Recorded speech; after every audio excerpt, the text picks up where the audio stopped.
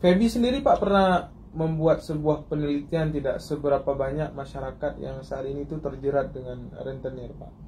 Secara persentase ataupun secara angka yang pernah dilakukan beliau? Kalau secara ini, secara persentase yang konkret itu belum ada karena itu biasanya kita lakukan per daerah untuk kita bisa melihat apakah ini berkurang suatu daerah atau tidak. Dan misalnya tahun 2020 di daerah Kabupaten A misalnya kan ada misalnya beberapa orang lah di berkurang itu kita belum mengevaluasi seperti itu. Namun yang kita lakukan adalah bagaimana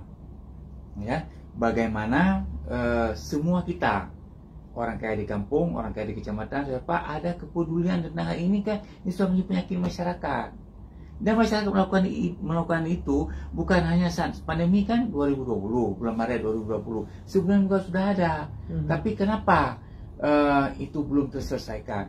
Misalnya di Lambaru, seperti saya katakan tadi itu ada Pak Yasir, ada Pak siapa itu berapa orang kan, itu kan ada Mishkatul Anwar kalau nggak salah. Nah, ketika mereka mengajak orang kaya yang dimana, siapa tahu siapa yang punya uang segini kita bantunya, itu juga dan itu pada lari. Saya kira di Aceh besar itu dalam baru sudah banyak yang lari. Mishkatul Anwar tadi Pak milik sekelompok orang, maksudnya masyarakat atau apa tadi Pak yang Bapak? Milik sekelompok orang-orang yang peduli. Yang peduli itu kan. Sudah jalan. Sudah jalan dan sudah berkurang kayaknya di Lambaru. Berarti juga memberikan pinjaman seperti rentenir tapi tanpa bunga. Tanpa bunga, misalnya nyak itu kan yang jual sayur 500.000 nanti kan bayar 500.000 kan itu. Jadi pakai konsep skema korporasi. Pinjaman yang baik kan gitu.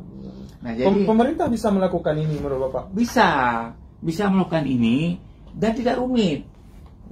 Nah kan kalau lah misalnya lembaga keuangan apa namanya, misalnya bank daerah atau bank apalah, bank nasional kan. Nah mungkin mereka sedikit mungkin kalau kita sampaikan, Pak pegawai kami kan sedikit. Saya sudah pernah nawarin kan, ada mahasiswa kami ya kan, mahasiswa Feby maksudnya yang bisa mengutip uang misalnya kan jemput bola ya kan. Nah, jadi mereka kita manfaatkan. Nah, kan misalnya jam berapa ngutip itu, jam 10 ke jam 11 misalnya kan. Nah, datang mereka sambil berinteraksi, ada juga punya pengalaman praktek kan, pengalaman praktek langsung bagaimana mereka bisa merasakan bagaimana sulitnya kehidupan ini kan. Nah, kehidupan ini dalam arti pengelolaan dana dari orang tua mereka, Pak Subur kan, dan sebagainya, begitulah kira-kira. Nah, artinya nanti terserah, misalnya bank-bank itu kan adalah keuntungannya yang bisa besar, saya tahu nanti mungkin ke mahasiswa dikasih lah bisa berapa lah, terserah lah ya kan.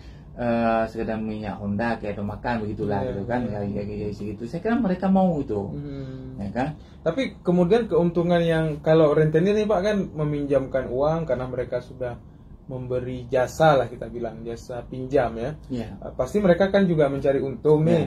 Nah kalau misalnya nanti fenomenanya dilakukan oleh pemerintah, bisa memberi uang 500, 1 juta, keuntungan bagi pemerintah apa dong Pak? Ya, pertama sekali kan mengurangi kemiskinan. Ya, karena konsep Islam untuk mengurangi kemiskinan itu bukan teori. Praktek bagaimana menghidupkan sektor real itu paling penting. Contohnya begini. Dulu waktu saat militer kan, kan baru kopi nggak ada. Jadi kita lihat kenyataan bagaimana. Sekarang yang jualan mie aja, hampir saya sudah pernah mengamati 95% warung kopi yang ada di Aceh itu ada warung mie di depannya, rak mie, jual mie kan. Nah, orang jual mie biasa minimal sekali karyawan 1 orang, tergantung mie-nya kan, misalnya rame atau tidak kan. Kalau misalnya 1 orang aja, nah jadi kan sudah 2 orang mengurangi kemiskinan kan. Ya, jadi yang punya mie 1, kemudian pegawainya 1. Nah, kemudian gajinya terserah berapa, 60.000 sehari itu terserah lah berapa. Nah kan, jadi di situ kan sudah terkurangi 1 orang miskin. 1 orang. Ya kan? Kemudian ada juga mahasiswa kami, mahasiswa Feby itu, yang dia bekerja hanya masak mie. Dia nggak mau tahu ada di warung besar kan, warung kopi yang sudah besar, dia cuma masak mie, dia nggak punya modal, pokoknya kerjanya jam berapa, jam berapa, gajinya berapa, ditanggungnya apa kan. Nah jadi begitu juga kan, mahasiswa ini kan dapat uang ini, ya kan, uang kalau dia misalnya punya uang yang dikirim orang tuanya, berarti ini jadi uang tambahan atau uang jajan atau apa namanya kan. Tapi maksudnya bermanfaat bagi dia. Oke. Nah, belakangan kan Pak kita punya kanun LKS ya. Saya yakin Pak Zaki bersama teman-teman lainnya di kampus juga pasti terlibat dalam penggodokan kanun ini. Sebenarnya kalau melihat kanun LKS ini menguntungkan masyarakat sendiri Pak atau seperti apa sebenarnya? Nah, dalam konsep ini ya, konsep yang kita bicarakan tadi, bukan tentang syariahnya ya. Ya, saya melihat menguntungkan masyarakat karena apa? Di dalam salah satu pasal, saya lupa pasalnya, itu disebutkan tahun 2022, 2023 selanjutnya, lembaga keuangan, bank yang itu harus menyediakan modal atau memberikan perundangan sekitar 40% pada UKM. Nah, jadi ketika UKM mendapatkan suntikan modal dari lembaga keuangan, maka dengan sendirinya seperti kita bicarakan tadi, ya kan, akan terurai sedikit demi sedikit perusahaan ini. Nah, saya melihat setelah membaca ini dan kenyataannya kita baru tahun ini sudah selesai kira-kira ya debat atau apa namanya diskusinya kan. Nah, itu diumpamakan tahun 22 40% naik terus menaik dia. Saya kira meskipun tahun 2020 nanti belum segitunya lembaga keuangan menguncurkan permodalan kepada masyarakat, mungkin 10 tapi kan sudah ada sebuah niat baik yang akan nanti OJK dan Bank Indonesia bisa menegur lembaga keuangan itu, karena ini kan sudah menjadi sebuah regulasi dan regulasi ini sah, dibuat oleh lembaga yang sah. Secara LKS Pak, apakah penyertaan bantuan modal itu juga harus dikembalikan berbunga seperti? Enggak, nah itu tergantung nanti, ya kan, tergantung nanti skemanya apa, nah kan, tapi yang penting oleh lembaga keuangan itu ada kepedulian. Kalau selama ini kadang-kadang kan mereka pedulinya kepada yang besar-besar, yang besar-besar kan, besar-besar seperti apa nih? Perusahaan yang besar misalnya ya. Bukan UKM. Bukan UKM kan, UKM ada juga, tapi kadang-kadang sedikit itu pun kadang-kadang dilihat dari sisi usaha itu sudah maju atau belum. Jadi bukan pada tahap awal, itu kan ketika lihat studi kelayakannya ini sudah mampu, kemudian begini naik-naik kan, perlu ekspansi usaha, maka usaha atau upaya-upaya yang dilakukan itu kan bisa sedikit demi sedikit berkembang kan, jadi ada evaluasi lah di situ. Ya. Pak, boleh saya baca pertanyaan nih ya Pak? Ya, ada boleh. Yang bertanya, bagi Sedralun silakan bertanya melalui ini lumayan panjang, dari Pak Wahyu Iksan.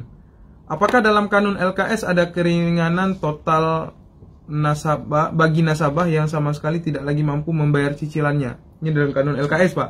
Artinya orang yang sudah minjam, apakah ada keringanan untuk pembayaran pelunasan karena tidak lagi mampu ya? Misal di PHK sehingga tidak ada lagi sumber penghasilan atau bisnisnya bangkrut. Dengan kondisi semacam ini, apakah bank syariah bisa mensedekahkan saja utang nasabah tersebut sebagaimana firman Allah bla bla bla ya? Hal ini karena nasabah betul-betul kehilangan sumber pemasukan. Artinya kanun LKS ini kan salah satu fenomena Pak. Banyak kita lihat UMKM yang awalnya meminjam modal, penyertaan modal dari lembaga keuangan, tiba-tiba usahanya bangkrut ataupun seperti dibilang Pak Wahyu Ihsan tadi. Apakah kemudian dalam LKS itu diringankan? Ada nggak aturan itu Pak? Itu ada aturannya rescheduling. Rescheduling itu malah kalau force major, ya kan, misalnya seperti tsunami, tsunami atau yang lain sangat itu malah yang apa yang tertulis itu, apa yang idealnya kan tertulis itu nanti mungkin akan ditambah lagi modalnya, kemudian diperkecil bayarannya dan diperpanjang masa pembayarannya. Tapi yang kemarin itu dihapus atau tidak Pak?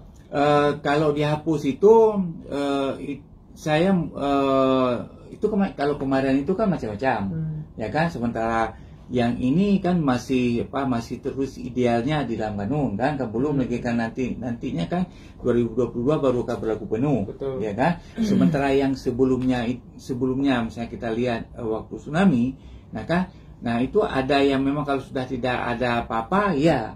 Nah, namun kita punya sebuah regulasi lain terkait dengan ini adalah melalui Baitul Mal.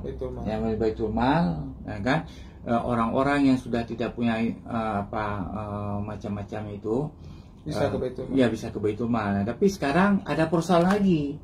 Persoalannya yang pertama saya melihat begini, kadang-kadang kan orang-orang kita terkait masalah kejujuran, ya kan. Kejujurannya terkait dengan kejujuran, padahal kalau kita lihat di dalam Islam salah satu penggunaan dana zakat itu kan untuk gharimin, orang yang berhutang, nah kan. Nah, jadi kadang-kadang sekarang kalau kita baca dalam sejarah, orang yang berhutang itu malu kalau misalnya bisa diusahakan untuk membayar sendiri, dia berusaha membayarnya sekuat tenaga. Ketika tidak betul-betul tidak ada lagi upaya, ya kan, baru menyampaikan pada Amirul Mukminin, ya Amirul Mukminin, saya begini sudah utang, saya begini sudah cicil begini, tapi ya gitu kan. Jadi sekarang yang paling banyak saya melihat moral hazard, ya kan, moral hazard, ya kan, dan sebagian tidak merasa malu, tidak merasa malu kan, tidak merasa malu untuk seperti itu. Maka tidak salah juga saya melihat lembaga keuangan mereka itu berhati-hati, karena lembaga keuangan itu kan bukan lembaga sosial, mereka kan ingin cari untung, dan sampai cari untung kan bagaimana mereka menghidupkan lembaga itu dan menggaji karyawannya kan begitu. Nah, jadi ini harus dipahami secara berimbang. Kalau tidak ada berimbang, bisa jadi orang-orang yang moral hazard atau yang mengatakan begini begitu kan, apa juga Islam, dan dijalankan Islamnya. Padahal Islam sudah mengatur seperti itu. Nah, misalnya di Baitul Mal, gharimin, orang berhutang itu ada hasil fatwa DSN misalnya, fatwa Dewan Pengawas Syariahnya Prof. Islam, ya kan, itu sudah mencapai berapa persen daripada zakat yang terkumpul itu diprioritaskan untuk membayar hutang. Tapi kriteria hutang itu hutang bagaimana? Ada kriterianya kan, bukan sembarangan. Apakah mungkin kriteria hutang itu untuk penggunaan basic need atau untuk yang lux? Nah kan, jadi kalau tidak sanggup uang yang ada itu dialokasikan ke arah itu. Karena apa? Kita sekarang harus jujur juga, kita lebih banyak orang miskin daripada orang yang mampu. Yang mampu kan. Nah, jadi yang sampai nanti salah-salah mindset kita menyampaikan itu ataupun merasakan bahwa saya akan berhak begini begitu, kan? Jadi ini juga menjadi persoalan. Ya, Pak Wahyu Ihsan, artinya di kanun LKS sendiri memang penerapannya itu memang belum 100% ya, masih sedang berjalan, juga sedang sambil dievaluasi hingga tahun 2022. Intinya jika ada orang yang kemudian seperti Pak Wahyu Ihsan sampaikan bangkrut ataupun apalah dengan force major seperti Pak Zaki sampaikan tadi, bisa direscheduling dengan lembaga keuangan tersebut ataupun bisa sebenarnya ke Baitul Mal. Ini salah satu juga pintu yang bisa membantu kita untuk menyelesaikan berbagai persoalan ya, karena Baitul Mal juga diamanahkan untuk menyelesaikan persoalan umat ya Pak.